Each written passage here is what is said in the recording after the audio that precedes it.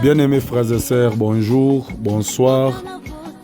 Tout dépendra du temps dans lequel vous suivrez cette exhortation. C'est votre bien-aimé, l'évangéliste Joseph, et berger du ministère Field of God. Et nous revenons encore aujourd'hui pour notre 20 minutes de révélation, autrement dit 20 minutes d'exhortation. La fois passée, nous avions parlé sur un thème dont je vais continuer aujourd'hui. La fois passée, on parlait sur un thème qui disait « Je rendrai ton nom grand ». Et j'ai parlé sur trois clés dans ce thème. Et j'ai dit la première clé pour devenir un homme grand, un grand homme dans ce monde, un homme d'influence, c'est connaître le plan de Dieu sur ta vie. La deuxième clé, c'est prendre les risques d'abandonner ce que Dieu nous demande d'abandonner qui ne correspond pas à son plan. Et la troisième clé, j'avais dit, c'est travailler durement par rapport à la vision de Dieu sur nous. Et aujourd'hui, je vais parler encore sur toujours le même thème, je rendrai ton nom grand, mais je vais parler maintenant sur un petit sous-thème, le canal par lequel Dieu nous rend grand. Le canal par lequel Dieu nous rend grand. Je vais lire les tests de base et je vais lire encore un deuxième test. Notre test de base était dans Genèse chapitre 12, du 1er au 3e verset. Nous lisons au nom puissant de Jésus-Christ. Genèse chapitre 12, du 1er au 3e verset. La Bible nous dit ceci. L'Éternel dit à Abraham, va-t'en de ton pays, de ta patrie et de la maison de ton père, dans le pays que je te montrerai. Je ferai de toi une grande nation et je te bénirai. Je rendrai ton nom grand et tu seras une source de bénédiction. Je bénirai ceux qui te béniront et je maudirai ceux qui te maudiront. Et toutes les familles de la terre seront bénies en toi. Amen. Nous allons lire un deuxième test qui est dans Josué chapitre 1er. Josué chapitre 1er. Nous allons commencer du premier verset et nous descendons. Josué chapitre 1er. Josué chapitre 1er. Nous lisons Josué le premier chapitre en descendant du premier verset en descendant. La Bible a dit ceci. Après la mort de Moïse, serviteur de l'Éternel, l'Éternel dit à Josué, fils de Nun, serviteur de Moïse. Après la mort de Moïse, serviteur de l'Éternel, l'Éternel dit à Josué, fils de Nun, serviteur de Moïse. Moïse, mon serviteur, est mort. Maintenant, lève-toi, passe ce Jourdain, toi et tout ce peuple, pour entrer dans le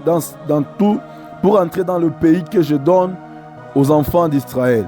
Tout lieu que foulera la plante de votre pied, je vous le donne, comme je le dis à Moïse.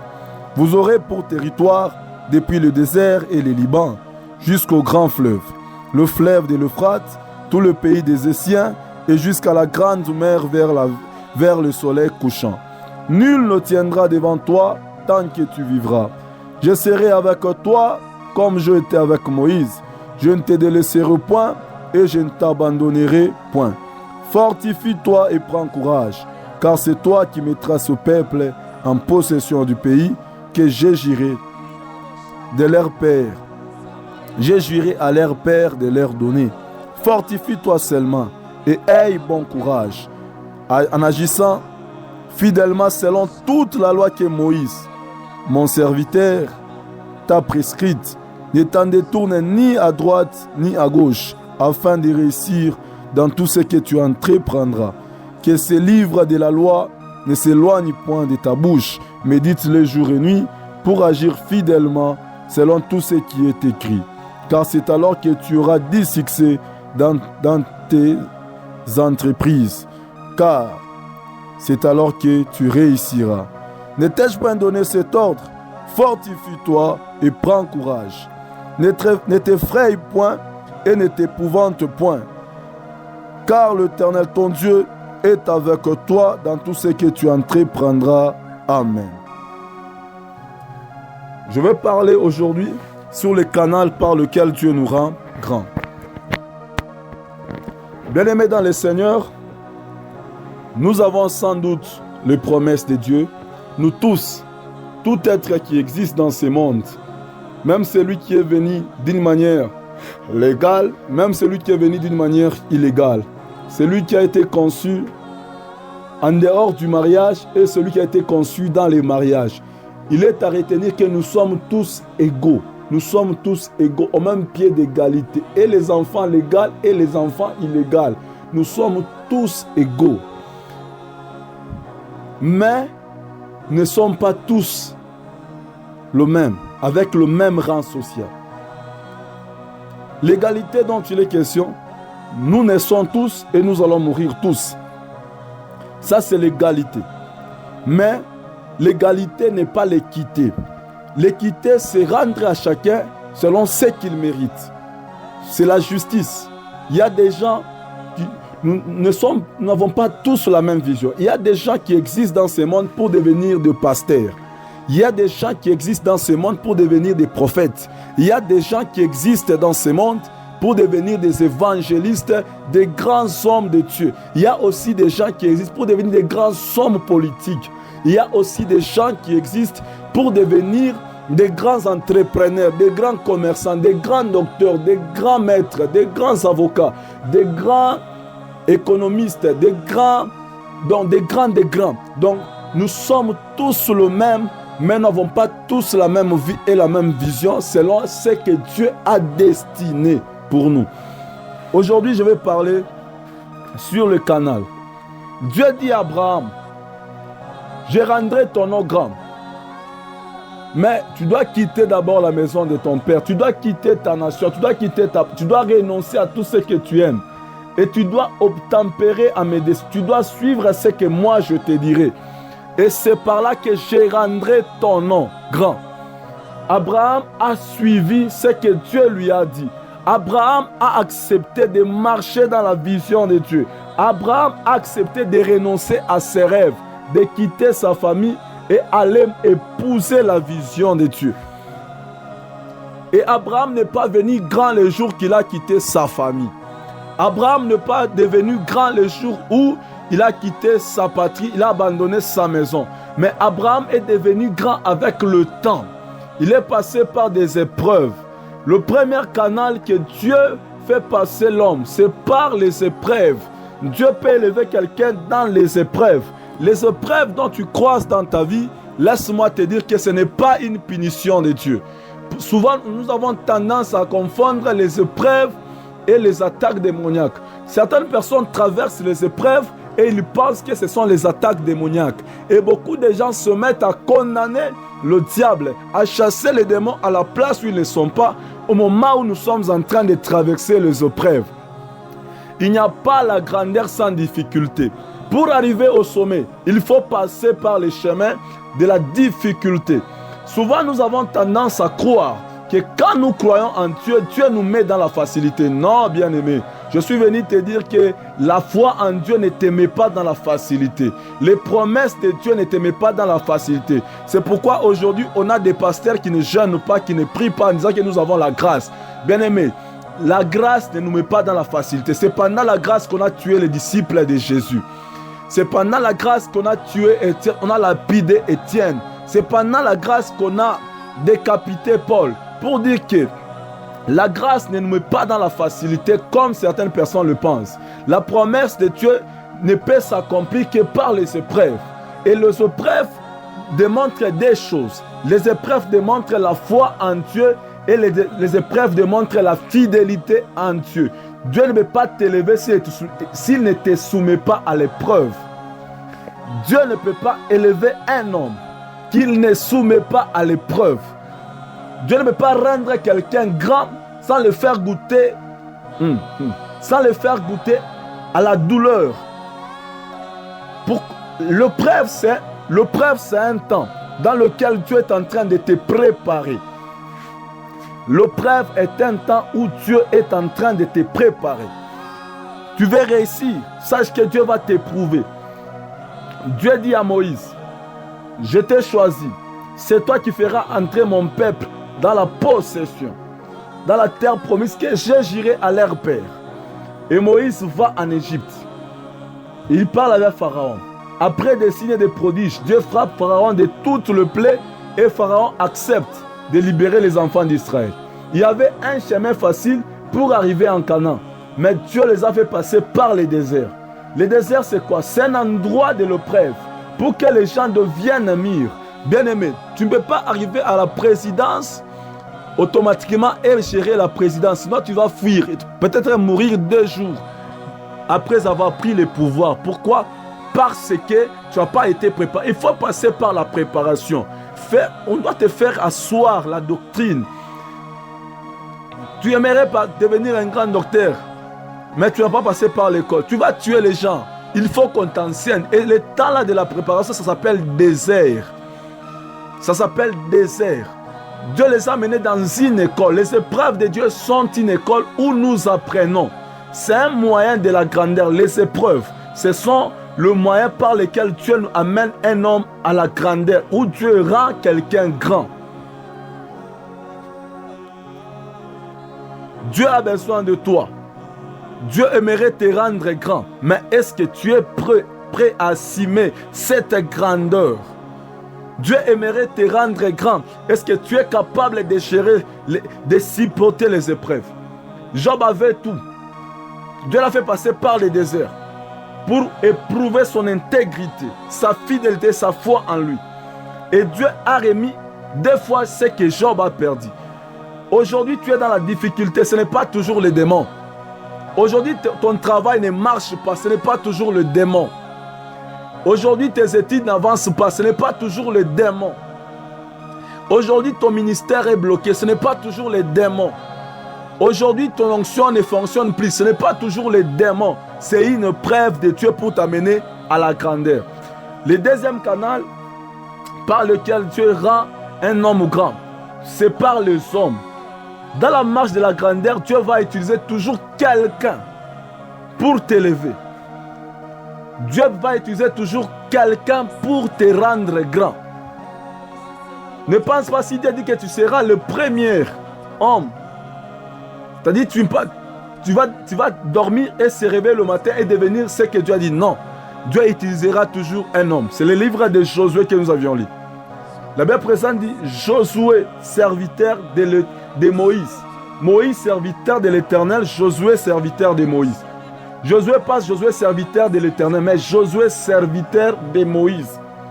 Josué a hérité la prééminence sur les enfants d'Israël parce qu'il a été d'abord serviteur de Moïse qui était le chef sur Israël, qui était le libérateur d'Israël. Josué n'a pas travaillé dans son onction, il a travaillé avec l'onction de Moïse. Bien-aimé dans le Seigneur, il y a des gens que Dieu a mis dans ton chemin pour te rendre grand. Ne méprise pas quelqu'un. C'est un prisonnier qui a amené Joseph à la première place. Un prisonnier qui était en prison avec Joseph. C'est celui-là qui a facilité les chemins de la prison vers la royauté à Joseph. Ne pense pas que si quelqu'un est pauvre, il n'a rien à t'offrir. Ne pense pas que si quelqu'un est cordonnier, il n'a rien à t'offrir. Ne pense pas que si quelqu'un est faible, il n'a pas quelque chose à te donner. Non, ne pense pas ça, bien-aimé. Je suis venu te dire, ne pense pas à cela. Même les hommes les plus faibles du monde ont quelque chose à te donner. Même les hommes les plus faibles du monde ont quelque chose à te donner.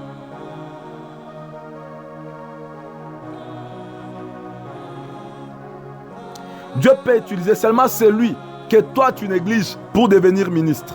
Dieu peut utiliser seulement celui que toi tu ne sais pas pour devenir un grand commerçant. Dieu peut utiliser seulement celui que tu as insulté hier pour devenir un grand prophète. Moïse, serviteur de l'Éternel. Josué, serviteur de Moïse. Parfois, pour accéder à la grandeur, il faut servir les hommes. Avant Dieu d'amener David à la royauté, il a fait d'abord introduire David à la maison de Saoul pour l'enseigner comment vivre comme un roi. Dieu t'a mis au pied de certaines personnes que tu vas diriger demain. Au pied de certaines personnes que tu vas remplacer demain. Pas les diriger, mais les remplacer. On t'a dit à l'âge de 8 ans que tu seras un grand homme de Dieu. Tu ne deviendras pas un grand homme de Dieu là. Il faut que celui qui doit laisser les manteaux sur toi puisse mourir. Dieu dit à Élie, tu vas dans tel pays, tu vas oindre Élisée prophète à ta place. Mais Élisée, on l'a oint comme prophète à la place d'Élie. Mais Élisée n'est pas devenu prophète le même jour qu'Élie l'a oint. C'est après que Élie puisse monter que Josué et plutôt que Élisée est devenu prophète à la double portion. Tu deviendras grand, mais il y a des hommes qui doivent te laisser la place. C'est après la mort de Moïse que Josué est devenu chef sur Israël. Ne combats pas celui qui est devant toi. Sinon, tu vas accéder frauduleusement au pouvoir malgré que c'est ça le plan de Dieu. Ne combats pas celui que Dieu a élevé en première position que toi. Sinon, tu risques de tuer la place de Dieu dans ta vie pour rien. Ne combats pas les gens qui t'ont précédé. Bien-aimé dans le Seigneur. Alors, s'il te plaît. Et Dieu n'amène pas quelqu'un dans la grandeur avant son temps. Il y a un temps bien fixé. Dieu dit à Habakkuk, écris cette prophétie car elle marche vers son accomplissement. La troisième dimension, le troisième moyen par lequel Dieu amène l'homme à la grandeur, c'est le temps fixé. Le temps fixé, le temps fixé. Il y a un temps bien fixé pour que tu deviennes grand. Il y a un temps bien fixé pour que tu deviennes grand. Il faut patienter ces temps-là. Écris les promesses de Dieu, mais patiente ces temps. Quand le temps arrivera, tu deviendras grand. Quand ce temps-là s'accomplirait, tu deviendras grand. Quand le temps de Dieu va couler dans ta vie, tu deviendras grand.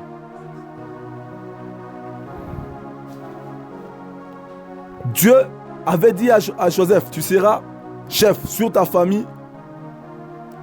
Mais ce n'est pas le jour-là que Dieu a dit que Joseph est devenu grand. Il s'est passé 17 années pour que Joseph devienne grand. Et il est devenu grand au bon moment, au bon moment. Il devait devenir grand au moment de la famine pour sauver sa patrie de la famine. Dieu n'élève pas quelqu'un pour rien. Quand Dieu élève quelqu'un, c'est pour sauver quelque chose, quelqu'un, ou bien pour sauver une famille, une nation, un peuple quelque part. Il y a un temps bien fixé pour l'accomplissement. Et l'accomplissement de la grandeur, ça a un objectif. Dieu aimerait accomplir quelque chose par ton élévation. Dieu aimerait bénir quelqu'un par ta bénédiction. Moïse, mon serviteur, mais Josué, serviteur de Moïse. Josué ne peut devenir chef seulement par la bénédiction de Moïse. Il faut que Moïse soit d'abord libérateur pour que Josué hérite cette place. Il faut qu'Élie soit le prophète pour qu'Élisée hérite cette place. Il faut que Saoul devienne président, roi pour que David hérite cette place. C'est ce que j'avais préparé aujourd'hui. Bien-aimé dans le Seigneur, je vais prier pour toi. De partout, tu suivras cette exhortation. Sache que la grandeur est dans ta vie. Mais il y a les canaux. Il y a les canaux des épreuves. Il y a les hommes que Dieu va utiliser. Il y a aussi les temps et les circonstances. C'est parmi les facteurs que Dieu utilise pour amener un homme à la grandeur. Père éternel et Dieu, grand et puissant en action et en puissance. Je bénis encore ton nom pour ce que tu viens de faire. Mon frère, ma soeur, c'est lui qui aspire à la grandeur. Que la puissance et la gloire du Saint-Esprit soient son partage. J'aimerais que tu amènes les gens dans leur destinée par tous les moyens que tu utilises. Père, J'aimerais que les gens n'accèdent pas frauduleusement à la grandeur, mais que la puissance de l'élévation soit leur partage. Je déclare, Éternel, agis avec fermeté dans la vie de mon frère, dans la vie de ma sœur, dans les noms puissants de Jésus. Ainsi je prie avec action de grâce. Amen. De partout, je vous demande encore de partager, de booster notre chaîne YouTube. Abonnez-vous. Ne vous fatiguez pas de vous abonner. Abonnez-vous, bien-aimés. Invitez vos amis à s'abonner. Partagez cette exhortation et édifiant le peuple et rendant l'évangile grand. Partageons, encourageons-nous, soutenons-nous pour que la parole de Dieu soit répandue partout dans le monde. Que notre Dieu vous bénisse.